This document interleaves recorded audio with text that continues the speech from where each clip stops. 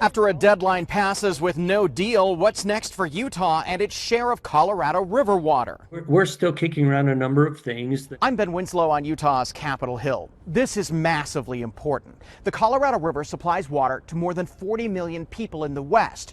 The agreements governing the river, they expire in 2026. And what happens next could impact all of us here in Utah.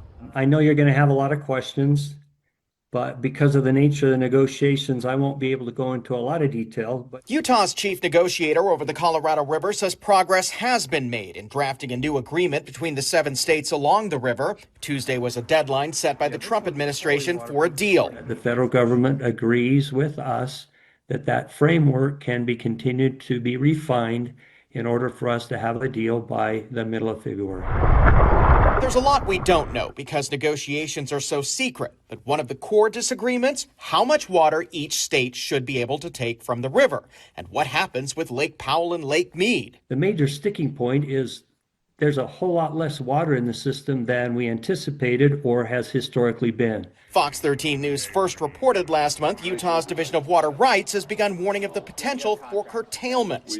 Those are water cuts. One that could be impacted, the Central Utah Project, which pumps millions of gallons from the Colorado River all the way to the Wasatch Front, where it becomes a big part of our drinking water supply. There's no doubt the Central Utah Project is a junior user on the river. We have capacity in reservoirs to help us through drought cycles.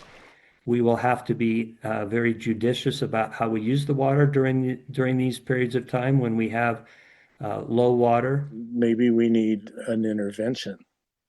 Maybe we need to handle this like we handle alcoholism and drug addiction. John Weisheit is with the environmental group Living Rivers. He says maybe it's time to take it out of the states' hands. There's classic denial going on here. The intervener is the federal government.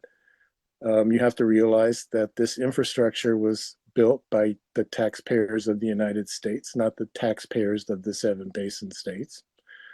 This is a national problem. Shawcroft believes the states can still make a deal. The details we're still working out. We've refined a number of things that we have to focus on rather than a whole bucket at once. So again, the states are going to keep negotiating in hopes of reaching an agreement by next year.